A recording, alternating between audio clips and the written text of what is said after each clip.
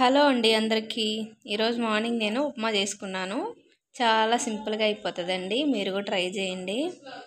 ఇన్స్టెంట్గా చేసుకోవాలి అనుకుంటే వెంటనే మనం 2 మినిట్స్లో చేసేసుకొని తినాలి అంటే ఈ ఉప్మా ట్రై చేయండి. చాలా అంటే చాలా టేస్టీగా ఉంటుంది. ముందుగా గిన్నె పెట్టుకొని కొంచెం ఆయిల్ వేసుకొని కొన్ని తాలింగింజలు వేసుకొని అవి వేగిన తర్వాత పచ్చిమిరపకాయలు, ఉల్లిపాయలు, కరివేపాకు కూడా వేసుకొని వేయించుకొని కొంచెం కలర్ కోసం పసుపు వేసుకోవాలండి. కొద్దిగా పసుపు వేసుకున్న తర్వాత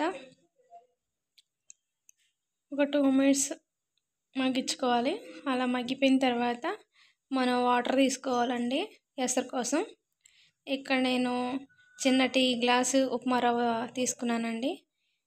నేను ఇక్కడ ఉప్మా 2 గ్లాసుల వాటర్ తీసుకున్నాను అనమాట, కొంచెం పెద్ద గ్లాసు.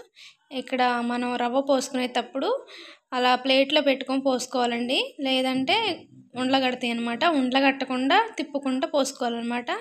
అప్పుడే ఉండలు కట్టకుండా చాలా మంచిగా వచ్చేసిద్ది ఉప్మా అనేది.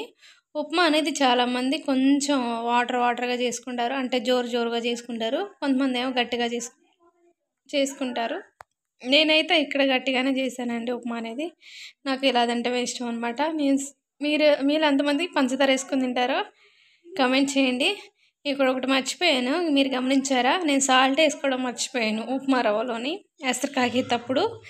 కానీ పంచదార వేసాను కదా, టేస్ట్ అయితే చాలా బాగుంది. మీరు కూడా ట్రై చేయండి. ప్లీజ్ లైక్ చేయండి, చాలా బాగుంది. సబ్స్క్రైబ్ చేయండి.